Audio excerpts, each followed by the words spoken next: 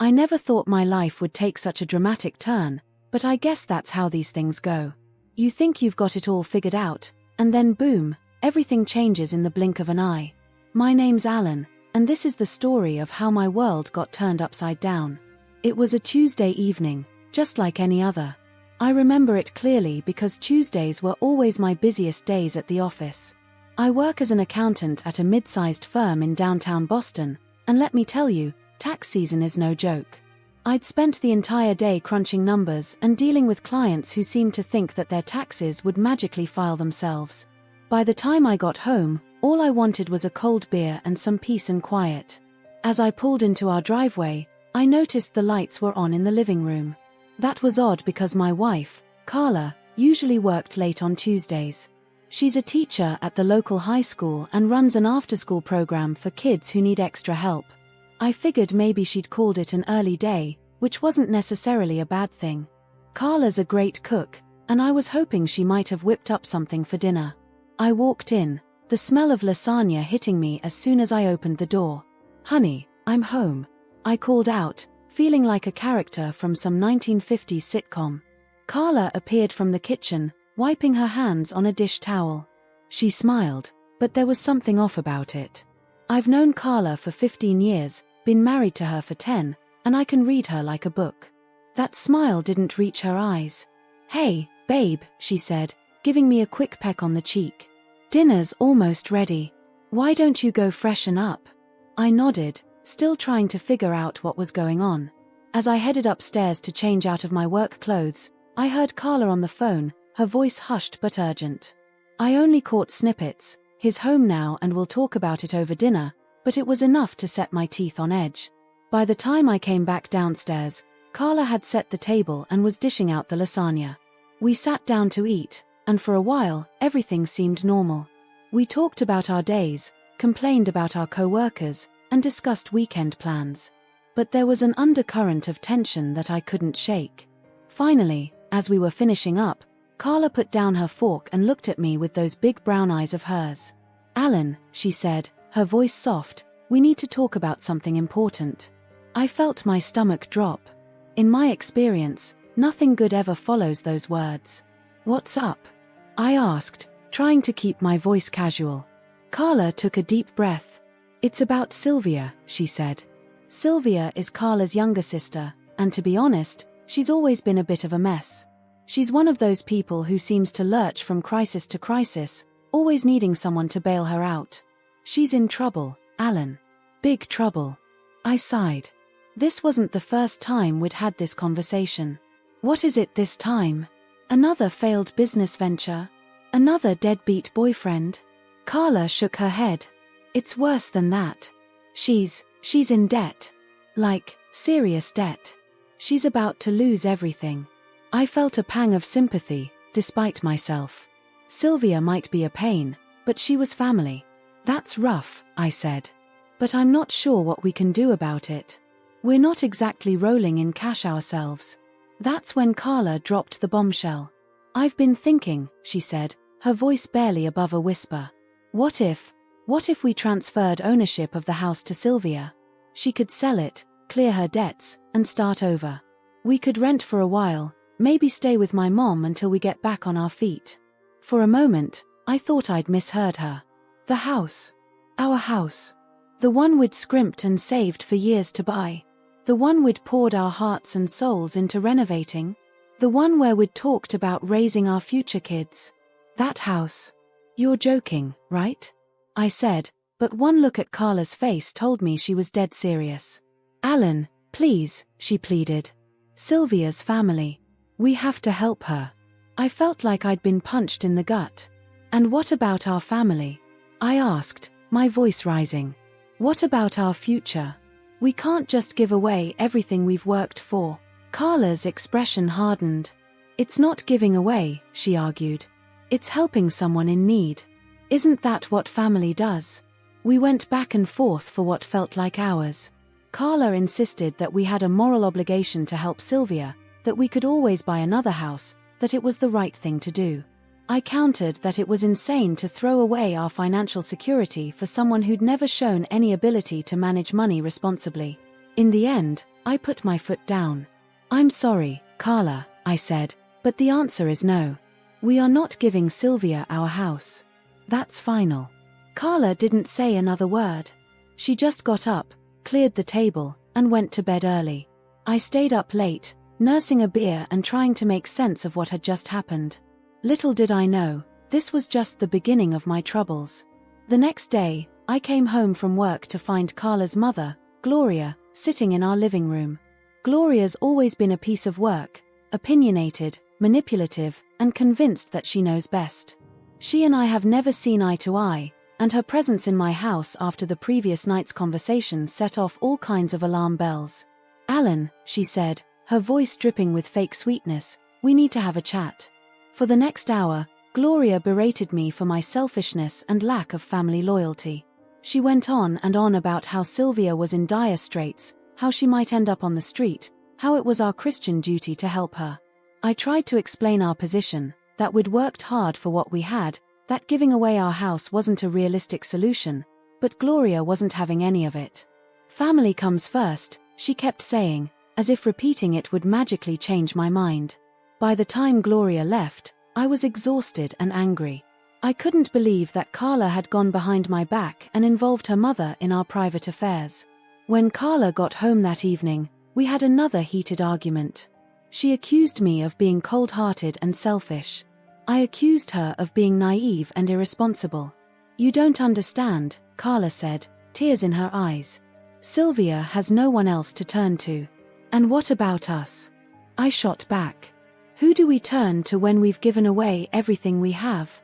We went to bed angry that night, the first time in our marriage that we'd done so. As I lay there, staring at the ceiling, I couldn't shake the feeling that something had fundamentally changed in our relationship. I just didn't know how bad it was going to get. The next few days were tense. Carla and I barely spoke, going through the motions of our daily routines like robots. I threw myself into my work, staying late at the office to avoid coming home to the frosty atmosphere. Carla spent more and more time on the phone, having hushed conversations that would abruptly end when I entered the room. I tried to talk to her, to find some middle ground, but it was like talking to a brick wall. Carla had made up her mind, and nothing I said seemed to make any difference. I felt like I was losing her, like our years of love and trust were crumbling away. One night, about a week after our initial argument, I came home late from work. The house was dark and quiet, and for a moment, I thought Carla might have gone to bed early. But as I walked into the kitchen to grab a snack, I heard voices coming from the back porch. I crept closer, my heart pounding. I could make out Carla's voice, and Gloria's, and a third voice that I recognized as Sylvia's. They were talking in low, urgent tones, and what I heard made my blood run cold. "It's all set," Gloria was saying. "The papers are ready. We just need to move fast before he catches on." "Are you sure about this?" Carla asked, her voice wavering. "Maybe we should try talking to him one more time." "Don't be stupid," Sylvia snapped. "He's made it clear he doesn't care about family. We're doing this with or without his permission." I stumbled back, my mind reeling. They were planning something big, and I had a sickening feeling that I knew exactly what it was. But surely Carla wouldn't go through with it. Surely she wouldn't betray me like that. As I stood there in the dark kitchen, trying to process what I'd heard, I realized that my life was about to change in ways I couldn't even imagine. The trust I'd built my marriage on was shattered, and I had no idea how to put the pieces back together. Little did I know, the worst was yet to come. The week that followed was one of the most stressful of my life. I walked around on eggshells in my own home, constantly looking over my shoulder, wondering what Carla, Gloria, and Sylvia were plotting behind my back. I tried to act normal at work, but my colleagues could tell something was off. My usually impeccable spreadsheets were riddled with errors, and I found myself zoning out during important client meetings. On Friday, I decided to leave work early. I couldn't shake the feeling that something big was about to happen, and I wanted to be prepared. As I drove home, I rehearsed what I would say to Carla. Maybe if I approached her calmly, rationally, we could work this out. Maybe it wasn't too late to salvage our marriage and put this whole mess behind us. But as I turned onto our street, my heart sank. There was a moving truck parked in our driveway, and a sold sign was staked into our front lawn. For a moment, I just sat there in my car, staring in disbelief. This couldn't be happening. It had to be some kind of mistake. I jumped out of the car and ran towards the house. The front door was wide open, and I could hear voices and the sound of furniture being moved inside. As I stepped into the foyer, I was met with a scene of complete chaos. Strangers were carrying out our furniture, our photos, our memories. A woman in a sharp business suit was directing traffic, clipboard in hand. "Excuse me," I said, my voice barely above a whisper. "What's going on here?" The woman turned to me with a practiced smile. "Oh, you must be Alan," she said. "I'm Jennifer, the real estate agent handling the sale. Don't worry, everything's proceeding smoothly. The new owners will be moving in next week." I felt like I was going to be sick. "Sale? What sale? This is my house. I didn't agree to sell anything." Jennifer's smile faltered. I'm sorry, but the paperwork is all in order. The sale was finalized yesterday. Mrs. Thompson assured me that all parties were in agreement. Mrs. Thompson. That was Gloria's last name. The room started to spin, and I had to lean against the wall to keep from falling over. This couldn't be happening. It had to be some kind of nightmare. Just then, I heard a familiar cackle from the living room. Gloria emerged, flanked by Carla and Sylvia. The triumphant smirk on her face made my blood boil. Well, Gloria said, her voice dripping with satisfaction. "Look who finally decided to join the party. Did you really think you could say no to me, Alan? To us?" I looked at Carla, silently pleading with her to tell me this wasn't real. But she wouldn't meet my eyes. She just stood there, staring at the floor, her face a mask of guilt and shame. "What have you done?" I whispered, my voice breaking. Gloria's smirk widened. "We did what was best for the family, dear. Something you were too selfish to do yourself. The house is sold, and Sylvia's debts will be paid off. Isn't that wonderful?" I felt a surge of anger like I'd never experienced before. "Wonderful? You've stolen my home. How is this even legal?" That's when Sylvia piped up, her voice sickeningly sweet. "Oh, Alan, you really should pay more attention to what you sign. Remember that stack of papers Carla asked you to sign last month? For the refinancing?" Well, surprise. The memory hit me like a ton of bricks. Carla had approached me a few weeks ago with a bunch of documents, saying we needed to refinance the mortgage to get a better rate. I'd been swamped with work and had trusted her completely. I'd signed without reading them carefully. How could I have been so stupid? "You tricked me," I said, my voice hollow. "You lied to me and tricked me into signing away our home." Carla finally looked up, tears streaming down her face. "I'm sorry, Alan," she said. "But we had no choice. Sylvia needed help, and you wouldn't listen to reason." I couldn't believe what I was hearing.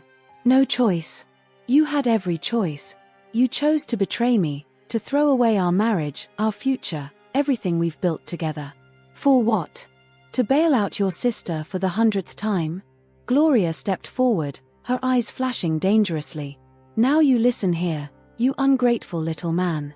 We did what had to be done. Family takes care of family. If you can't understand that, then maybe you don't deserve to be part of this family." I looked around the room, at the strangers carrying out my possessions, at Jennifer the real estate agent trying to fade into the background, at Sylvia's smug face, at Gloria's self-righteous anger, and at Carla's tear-stained cheeks. In that moment, I realized that I didn't recognize any of them anymore. These weren't the people I thought I knew. These were strangers wearing familiar faces. "You're right," I said, my voice surprisingly calm. "I don't deserve to be part of this family. Because this isn't a family. This is a group of manipulative, selfish people who care more about money than about loyalty or love." I turned to Carla, feeling a deep sadness settle in my chest. "I loved you," I said simply. "I would have done anything for you. Anything except this. I hope it was worth it." With that, I turned and walked out of the house, my house, for the last time. I could hear Gloria shouting something behind me, but I didn't care anymore. I got in my car and just started driving, with no destination in mind. I needed to get away, to clear my head, to figure out what the hell I was going to do now. As I drove through the familiar streets of Boston, my mind was a whirlwind of emotions. Anger, betrayal, sadness, fear, they all swirled together until I couldn't tell where one ended and another began. I thought about the life Carla and I had built together, about the plans we'd made, the dreams we'd shared. All of it was gone now, shattered like a mirror, leaving me with nothing but sharp edges and broken reflections. I ended up at the Charles River Esplanade, a place Carla and I used to come to watch the sunset. I parked the car and walked along the river, watching as the sky turned from blue to orange to deep purple. Families were out for evening strolls, couples were holding hands, students were lounging on the grass with their books. Everyone seemed so normal, so happy. I felt like an alien, like I was watching life through a window I could no longer reach. As night fell, I found myself on a bench, staring out at the water. The lights of Cambridge twinkled on the other side, and for a moment, I allowed myself to imagine a different life. A life where I'd never met Carla, never bought that house, never trusted the wrong people. But even as I thought it, I knew it was pointless. You can't change the past. You can only move forward. But how? Where do you go when your entire life has been upended? I had some savings, thankfully in an account Carla couldn't access. But it wasn't enough to buy a new house, especially not in Boston's crazy real estate market. I could stay with friends for a while, maybe, but the thought of explaining what had happened made me cringe. How do you tell people that your wife and her family conspired to steal your house right out from under you? As I sat there, trying to make sense of my new reality, my phone buzzed. It was a text from Carla. "Please come home. We need to talk." I almost laughed out loud. Home? I didn't have a home anymore, thanks to her. I turned off my phone and shoved it back in my pocket. Whatever Carla had to say, I wasn't ready to hear it. Not now, maybe not ever. As the night wore on, I found myself thinking about my parents. They'd passed away a few years ago, within months of each other. I'd been devastated at the time, but now I was almost glad they weren't around to see this. It would have broken their hearts to see their son homeless and betrayed by the woman they'd welcomed into the family with open arms. Around midnight, I finally dragged myself back to my car. I couldn't sit on that bench forever, tempting as it might be. I needed a plan, even if it was just for the next few hours. I ended up driving to a 24-hour diner on the outskirts of the city, the kind of place where the coffee is always burnt and the waitresses call you hun no matter how old you are. I sat in a booth, nursing a cup of that awful coffee, and pulled out a napkin. On it, I started to make a list. It wasn't much of a plan, but it was a start. 1. Find a place to stay. 2. Talk to a lawyer. 3. Figure out finances. 4. Don't let them win. That last one wasn't very specific, but it felt important. Gloria, Sylvia, and yes, even Carla, they thought they'd beaten me. They thought they could use me and discard me like I was nothing. Well, I might be down, but I wasn't out. Not by a long shot. As the sun began to rise, painting the sky in shades of pink and gold, I felt a strange sense of calm settle over me. Yesterday, my life had fallen apart. Today, I would start putting it back together. It wouldn't be easy, and it wouldn't be quick, but I would do it. Because really, what other choice did I have? I paid for my coffee, leaving the waitress a generous tip. After all, I knew what it was like to have your life turned upside down in the span of a day. Then I got back in my car and started driving. I didn't know exactly where I was going, but I knew one thing for certain: wherever I ended up, it would be on my own terms. No more trusting blindly, no more putting others before myself. From now on, I was looking out for number one. As I merged onto the highway, watching Boston disappear in my rearview mirror, I felt a mix of sadness and determination. This wasn't the end of my story. It was just the beginning of a new chapter. And this time, I would be the one holding the pen. As I drove away from Boston, my mind was a whirlwind of emotions and scattered thoughts. The events of the past few hours kept replaying in my head like a bad movie I couldn't turn off. I needed some time to think, to process everything that had happened, and to figure out my next move.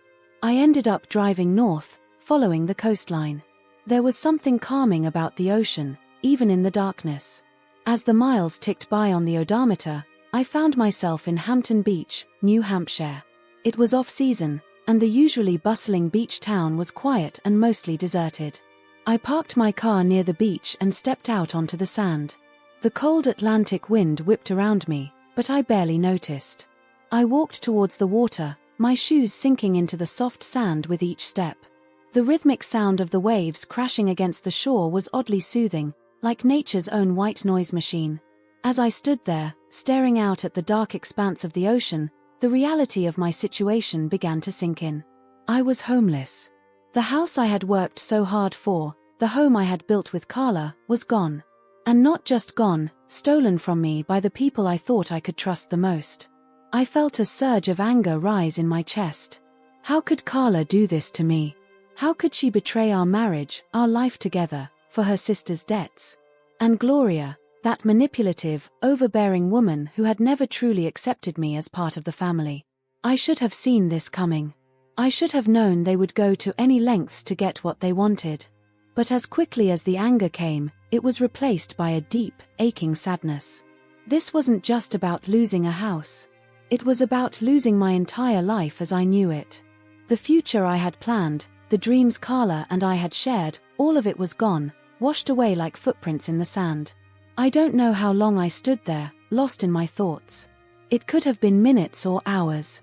The cold finally started to seep into my bones, and I realized I was shivering. I needed to find a place to stay for the night. I walked back to my car, sand crunching under my feet. As I drove through the quiet streets of Hampton Beach, I spotted a small motel with a vacancy sign. It wasn't much, but it would do for the night. The clerk at the front desk barely looked up from his phone as he handed me a key. Room 12, my new home, at least for tonight. The room was small and outdated, with faded floral wallpaper and a TV that looked like it was from the 90s. But it was clean, and the bed seemed comfortable enough. I sat on the edge of the bed, feeling the weight of exhaustion settle over me. But even as tired as I was, I knew sleep wouldn't come easily. I pulled out my phone, which I had turned off earlier to avoid any more messages from Carla. As soon as I powered it on, it started buzzing with notifications. Missed calls from Carla, voicemails from Gloria, which I promptly deleted without listening to, and even a text from Sylvia that simply said, "I'm sorry it had to be this way." Sorry? She was sorry? The anger flared up again, hot and fierce. Sorry didn't begin to cover it. Sorry wouldn't give me back my home, my life, my trust in the people I loved. I threw the phone across the room, watching with grim satisfaction as it bounced off the worn armchair and landed on the carpet. I lay back on the bed, staring at the water stains on the ceiling. What was I going to do now? I had some savings, thankfully in an account that Carla couldn't access. But it wasn't enough to buy a new house, especially not in the Boston area. And my job, what was I going to do about that? I couldn't exactly commute to Boston from New Hampshire every day. As I lay there, trying to make sense of my new reality, a thought began to take shape in my mind. Maybe this was an opportunity. A chance to start over, to build a new life on my own terms. I had always played by the rules, always done what was expected of me. Look where that had gotten me. I sat up, suddenly energized. I grabbed the notepad and pen from the bedside table and started making a list. 1. Find a lawyer. 2. File for divorce. 3. Look for a new job. 4. Find a new place to live, not in Boston. 5. Cut all ties with Carla, Gloria, and Sylvia. As I wrote, I felt a sense of purpose start to replace the despair that had been weighing me down. This wasn't the end. It was a new beginning. And this time, I would be in control. I spent the next few hours researching on my phone. I found a lawyer in Manchester who specialized in divorce cases involving financial fraud. I sent an email explaining my situation and requesting an appointment as soon as possible. Then I started looking at job listings. My skills as an accountant were transferable. Maybe this was a chance to try something new, maybe even start my own business. As the first light of dawn started to peek through the threadbare curtains, I finally felt exhaustion take over. I crawled under the covers, my mind still racing with plans and possibilities. For the first time since this whole nightmare began, I felt a glimmer of hope. I woke up several hours later, disoriented at first by the unfamiliar surroundings. Then the events of the previous day came rushing back, and I felt a momentary pang of despair. But as I sat up and looked at the notes I had made the night before, I felt that sense of resolve return. I checked my phone. The lawyer had responded, offering to meet with me that afternoon. It was a start. I showered quickly, grateful for the hot water even if the pressure was weak. As I got dressed in yesterday's clothes, I made a mental note to buy some new ones. I couldn't keep wearing the same outfit if I wanted to be taken seriously. I checked out of the motel and drove into Manchester. I had a few hours before my appointment with the lawyer, so I stopped at a department store and bought a few changes of clothes. It wasn't much, but it made me feel a bit more human. The lawyer's office was in a modern building in downtown Manchester. As I sat in the waiting room, I felt a mix of nervousness and determination. This was the first step towards reclaiming my life. The lawyer, a no-nonsense woman named Sarah Donovan, listened to my story with a mixture of sympathy and professional interest. "What they did was illegal," she said when I finished. "We can definitely build a case here. Not just for divorce, but for fraud as well." We spent the next hour discussing strategy. Sarah explained that we could potentially get the house sale overturned, given the fraudulent nature of the transaction. She also suggested filing for a temporary restraining order against Gloria and Sylvia, given their manipulative behavior. As I left Sarah's office, I felt a weight lift off my shoulders. I wasn't alone in this fight. I had someone in my corner who knew the law and was ready to go to bat for me. Energized by the meeting, I decided to take a walk through downtown Manchester. It was a far cry from Boston, smaller and less hectic, but there was a charm to it. As I walked, I started to imagine what it might be like to live here. To start over in a new city, where nobody knew me or my story. I found myself in a small park, watching families play and couples stroll hand in hand. For a moment, I felt a pang of loneliness. I had always imagined having this kind of life with Carla. But then I reminded myself that what I had with Carla wasn't real. It was built on lies and manipulation. I deserved better. As the sun began to set, I made my way back to my car. I had decided to stay in Manchester for a while, at least until things with the lawyer were sorted out. I found a reasonably priced extended stay hotel and checked in. It wasn't home, but it would do for now. That night, as I lay in bed in my temporary home, I felt a mix of emotions. Sadness for what I had lost, anger at those who had betrayed me, fear of the unknown future. But underlying it all was a sense of determination. I had been knocked down, but I wasn't out. Not by a long shot. I thought about Carla, Gloria, and Sylvia, probably celebrating their victory back in Boston. They thought they had won, that they had beaten me. But they had no idea what was coming. I was going to fight back, and I was going to win. Not just for myself, but for anyone who had ever been taken advantage of by those they trusted. As I drifted off to sleep, I made a promise to myself. This was my story now, and I was going to make sure it had a happy ending. No matter what it took. The next few weeks passed in a blur of legal meetings, job interviews, and sleepless nights. I threw myself into building my new life, using every ounce of energy I had to keep moving forward. It was easier than dwelling on the past, on the betrayal that still felt like an open wound. My lawyer, Sarah, was a godsend. She worked tirelessly on my case, digging up evidence of the fraud and building a solid legal strategy. We had weekly meetings where she'd update me on the progress, explaining the legal jargon in terms I could understand. It was during one of these meetings that she dropped a bombshell. "Alan," she said, her tone serious, "we've uncovered something interesting. It seems that Gloria has a history of financial fraud. There are records of several lawsuits against her over the past decade, all settled out of court." I felt a mix of shock and vindication. So this isn't the first time she's pulled something like this? Sarah shook her head. Far from it. And here's the kicker, Sylvia's name appears in some of these cases too. It looks like they've been running this scam for years, manipulating family members and friends into giving up assets to cover supposed debts. The revelation hit me like a ton of bricks. This wasn't just about me, or even about Carla. This was a long-running con, and we had all been pawns in their game.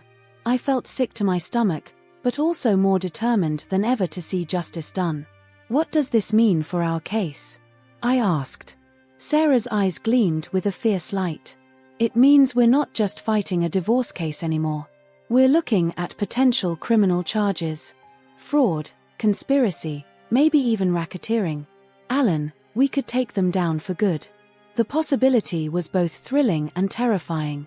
Part of me wanted nothing more than to see Gloria and Sylvia face the consequences of their actions. But another part hesitated. Despite everything, Carla was still my wife. Did I really want to see her potentially go to jail? As if reading my thoughts, Sarah added softly, "I know this is a lot to take in. You don't have to decide anything right now.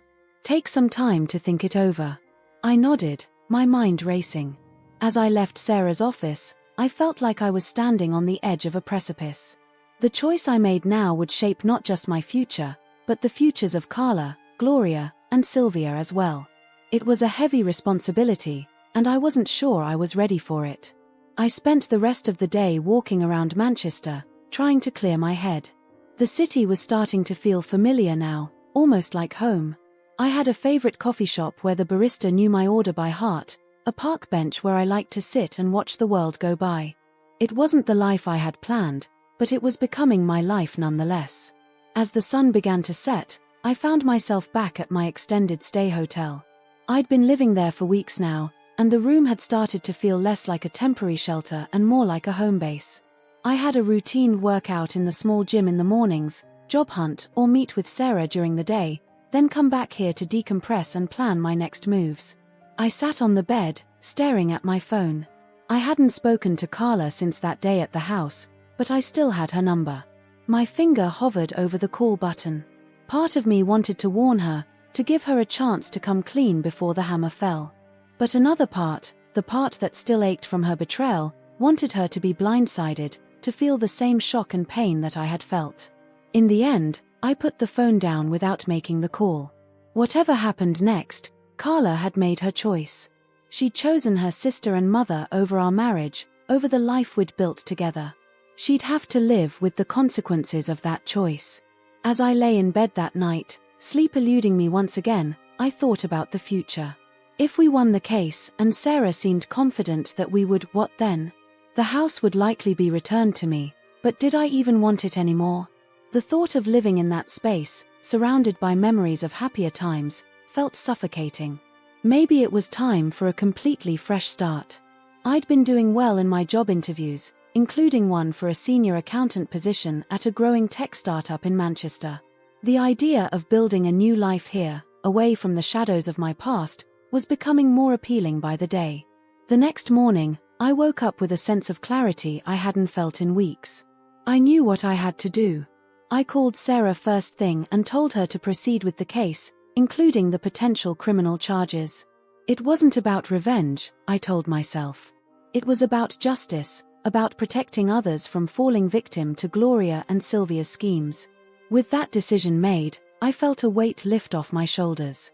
For the first time since this whole nightmare began, I felt like I was truly in control of my life again. I spent the rest of the day finalizing my application for the job in Manchester and looking at apartments. It was time to put down some roots, to start building something real. As I was browsing apartment listings, my phone buzzed with a text. It was from an unknown number, but I knew immediately who it was from. "Alan, it's Sylvia. We need to talk. Please." I stared at the message, a mix of emotions swirling in my chest. Anger, curiosity, a tiny flicker of hope that maybe, just maybe, she was reaching out to make things right. But then I remembered Sarah's words about their history of fraud, about how they'd been running this con for years. I deleted the message without responding. Whatever Sylvia had to say, I didn't want to hear it. Not now, maybe not ever. My focus was on the future, on building a life that was entirely my own. That evening, I treated myself to dinner at a nice restaurant downtown. As I sat there, enjoying a good meal and a glass of wine, I found myself people watching. Couples on dates, families celebrating birthdays, friends catching up after work. Normal, everyday scenes that I had once taken for granted. I realized then that while I had lost a lot, my home, my marriage, my trust in the people I loved, I had gained something too. A new perspective, a strength I didn't know I had, and the freedom to shape my life exactly as I wanted it. As I walked back to my hotel that night, the streets of Manchester alive with the energy of a city winding down for the day, I felt a sense of peace settle over me. Tomorrow, the real fight would begin. Sarah would file the expanded lawsuit, setting in motion a chain of events that would likely change all our lives forever. But for now, in this moment, I was okay. More than okay, actually. I was hopeful. Whatever storm was coming, I was ready for it. Because this time, I wasn't just a victim of circumstances. I was the architect of my own destiny. I fell asleep that night with a smile on my face, dreaming of the future rather than dwelling on the past. The calm before the storm, indeed. But this time, I was prepared. Let the storm come. I was ready to weather it, and to emerge stronger on the other side. The day of reckoning arrived sooner than I expected. It was a crisp autumn morning, the kind that makes you think of pumpkin spice and falling leaves. I was sipping my coffee, scrolling through my emails, when I got the call from Sarah. "Alan, it's happening," she said, her voice crackling with excitement. "The police are moving in now. Turn on your TV." With shaking hands, I fumbled for the remote and switched on the local news. There it was, splashed across the screen in bold letters. "Breaking news. Multimillion-dollar fraud ring uncovered in Boston suburbs." I watched, transfixed, as the camera panned to a familiar street, my old street. Police cars lined the road, their lights flashing silently in the morning sun. And there, being led out of the house in handcuffs, was Gloria. Her usually perfectly coiffed hair was a mess, and she was still wearing what looked like pajamas. The look of utter shock and indignation on her face was almost comical. Next came Sylvia, looking small and scared without her usual bravado. She was crying, mascara running down her cheeks as she was guided into a police cruiser. I felt a twinge of something, not quite pity, but a sort of hollow sadness. This was a woman I had once considered family, and now she was being arrested for crimes that had destroyed not just my life, but apparently many others as well. Then, my heart stopped. There was Carla, my Carla, being led out of the house. She wasn't in handcuffs, but she looked shell-shocked, her eyes wide and unfocused. A police officer was speaking to her, probably explaining what was happening. As I watched, she seemed to crumple in on herself, her shoulders shaking with what I assumed were sobs. I muted the TV, unable to bear hearing the reporter's voice detailing the crimes. Sarah was still on the phone, talking rapidly about next steps and legal proceedings, but I could barely focus on her words. The reality of what was happening was starting to sink in. "Alan, are you still there?"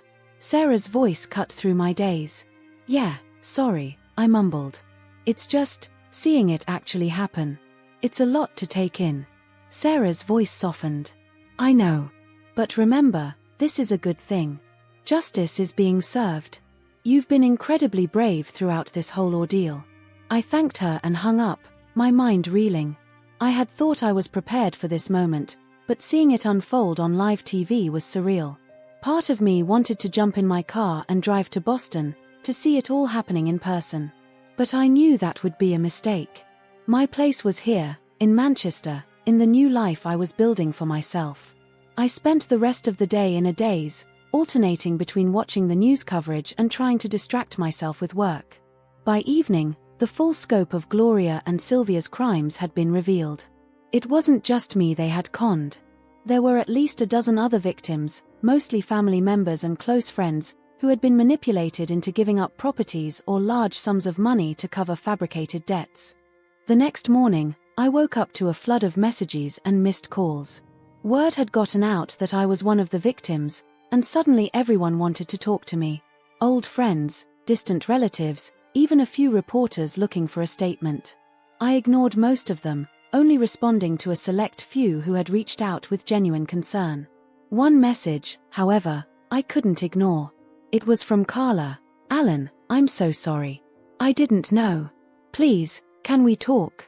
I stared at those words for a long time, my thumb hovering over the reply button.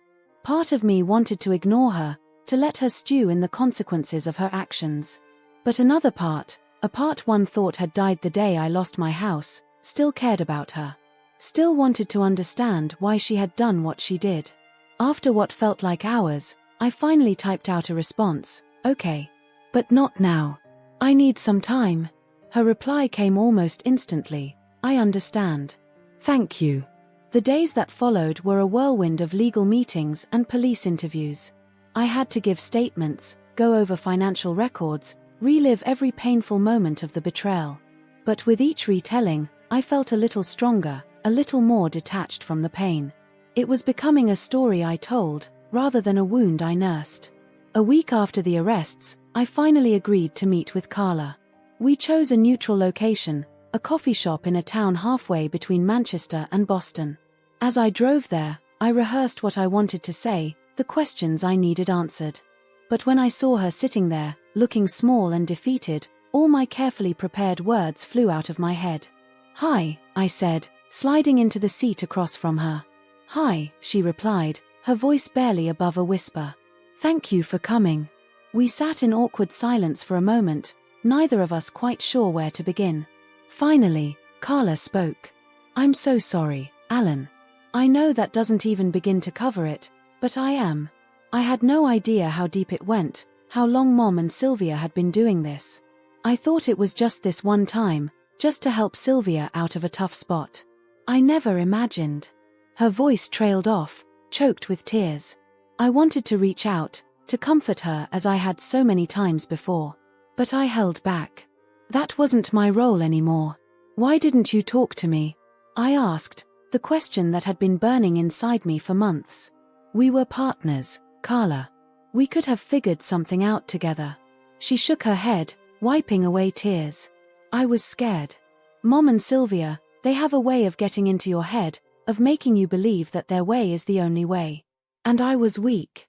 I let them manipulate me, let them convince me that you wouldn't understand, that you didn't really care about family." I felt a surge of anger at her words. "I was your family, Carla. We were supposed to be a team." "I know," she whispered. "I know that now. And I'll regret it for the rest of my life." We talked for hours, going over every detail of what had happened. Carla told me about the mounting pressure from Gloria and Sylvia, about the lies they had fed her, about how they had convinced her that I was the selfish one for not wanting to help. With each revelation, I felt a mix of anger and pity. Carla had been a victim too, in her own way. But she had also made her choices, choices that had destroyed our life together. As the sun began to set, casting long shadows across the coffee shop, I realized it was time to go. We had said all there was to say, had dredged up every painful memory and regret. As we stood to leave, Carla reached out and touched my arm. "What happens now?" she asked, her eyes searching mine. I took a deep breath. "Now, we move on. Separately. I'm building a new life in Manchester, and I think that's for the best." Carla nodded, fresh tears spilling down her cheeks. "I understand. I hope you can find happiness, Alan. You deserve it." As I walked back to my car, I felt a strange mix of emotions. Sadness for what we had lost, anger at the circumstances that had torn us apart, but also a sense of closure. For the first time since this whole ordeal began, I felt like I could truly move forward. The drive back to Manchester was long, but it gave me time to think. About the past, yes, but more importantly, about the future. The lawsuit was proceeding, and Sarah was confident that we would recover most, if not all, of what I had lost. But material possessions aside, I had gained something far more valuable through this experience: strength, resilience, and a newfound appreciation for my own worth. As I pulled into Manchester, the city lights twinkling in the darkness, I felt a sense of homecoming. This place, which had started as a refuge, had become my home.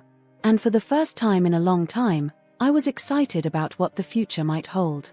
The months that followed were a whirlwind of legal proceedings, media attention, and personal growth.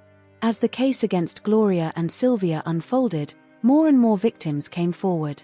It turned out that their fraud scheme had been operating for years, leaving a trail of broken families and shattered trust in its wake. I found myself thrust into an unexpected role as a spokesperson for the victims. At first, I was reluctant. The last thing I wanted was to relive my pain in front of cameras and reporters. But Sarah convinced me that by speaking out, I could help others who had been through similar ordeals. "Your story can make a difference, Alan," she said during one of our meetings. "It can give hope to people who think they've lost everything." So I started speaking at support groups and giving interviews to local news stations. It was hard at first, dredging up those painful memories. But as time went on, I found it cathartic. Each time I told my story, it felt less like something that had happened to me and more like a cautionary tale I was sharing with others. One chilly afternoon in late November, I received a call from Sarah. "We won, Alan," she said, her voice brimming with excitement. "The judge ruled in our favor. The house is yours again, and you're entitled to significant damages." I felt a strange mix of emotions at the news. Relief, certainly. Vindication, too. But also a twinge of sadness. Winning the case meant closing a chapter of my life that, despite all the pain, had also contained some of my happiest memories. "What about Carla?" I asked, surprising myself with the question. Sarah's voice softened. "She's been cleared of most charges. The judge believed her claim that she was manipulated by her mother and sister. She'll have to pay some fines, but she's avoiding jail time." I nodded, forgetting for a moment that Sarah couldn't see me. "Good," I said, and I meant it. Despite everything, I didn't want to see Carla behind bars. The next few weeks were a flurry of activity. I had to decide what to do with the house in Boston. The thought of moving back there, of living in those rooms filled with memories of my life with Carla, felt wrong somehow. In the end, I decided to sell it. It was time for a truly fresh start. I threw myself into my work at the tech startup in Manchester. The company was growing rapidly, and I found myself taking on more responsibilities. The fast-paced environment suited me, keeping my mind occupied and pushing me to grow in ways I never had in my old job. As winter settled over New England, blanketing Manchester in snow, I finally felt like I was finding my footing in my new life. I had made friends at work and in my apartment building. I'd even started dating again, cautiously. Nothing serious, just coffee dates and casual dinners, but it felt good to be putting myself out there again. One Saturday morning in early December, I woke up to an email from Carla. My heart skipped a beat when I saw her name in my inbox. For a moment, I considered deleting it without reading, but curiosity got the better of me. "Dear Alan," it read, "I hope this email finds you well. I wanted to let you know that I'm moving to California next month. My aunt out there offered me a job at her school, and I think the change of scenery will do me good. Before I go, I wanted to thank you. Your strength and resilience throughout this whole ordeal have been inspiring. I know I have no right to ask this, but I hope that someday you can find it in your heart to forgive me. Not for my sake, but for yours. You deserve peace, Alan. I hope you find it. Take care, Carla." I read the email several times, a lump forming in my throat. It was a bittersweet feeling, knowing that Carla was moving on, starting a new life just as I had. Part of me wanted to reply, to wish her well, to tell her that I was working on forgiveness. But another part knew that it was better to leave things as they were. Some chapters are better left closed. Instead of replying, I bundled up and went for a walk. The streets of Manchester were quiet, the freshly fallen snow muffling the usual city sounds. As I walked, I thought about how much had changed in the past year. I had lost so much: my home, my marriage, my trust in the people I loved most. But I had also gained things I never expected: strength I didn't know I possessed, new friendships, a career I was passionate about, and most importantly, a deeper understanding of who I was and what I wanted out of life. As I rounded the corner near my apartment, I saw my neighbor, Mrs. Thompson, struggling with some grocery bags. Without hesitation, I jogged over to help her. "Oh, Alan, you're a lifesaver," she said, smiling warmly as I took the heavier bags. "How are you doing, dear? You know, we've all been following your story on the news. You're quite the local hero." I chuckled, embarrassed by the praise. "I'm no hero, Mrs. Thompson. Just someone who's trying to make the best of a bad situation." She patted my arm as we walked towards our building. "That's what makes you a hero, dear. You didn't let the bad things break you.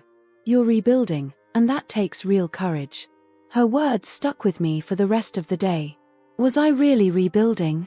I supposed I was. It wasn't always easy, and there were still days when the pain and anger threatened to overwhelm me.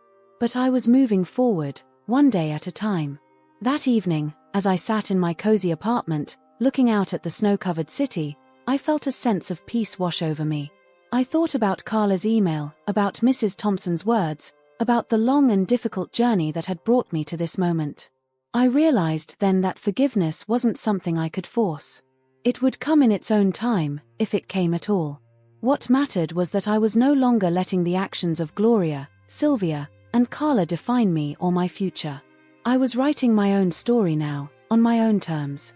As the new year approached, I found myself looking forward rather than back. I had plans to expand my role at work, maybe even start my own consulting business on the side. I was considering volunteering at a local community center, using my experience to help others who had been victims of fraud. And yes, I was even thinking about opening myself up to the possibility of love again, when the time was right. The betrayal I had experienced would always be a part of my story, but it no longer felt like the defining chapter.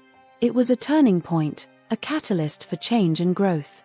As I raised a glass to toast the new year, alone in my apartment but surrounded by the warmth of my new life, I felt truly hopeful for the first time in a long while. "To new beginnings," I said aloud, my voice strong and clear in the quiet room. The future stretched out before me, full of possibilities.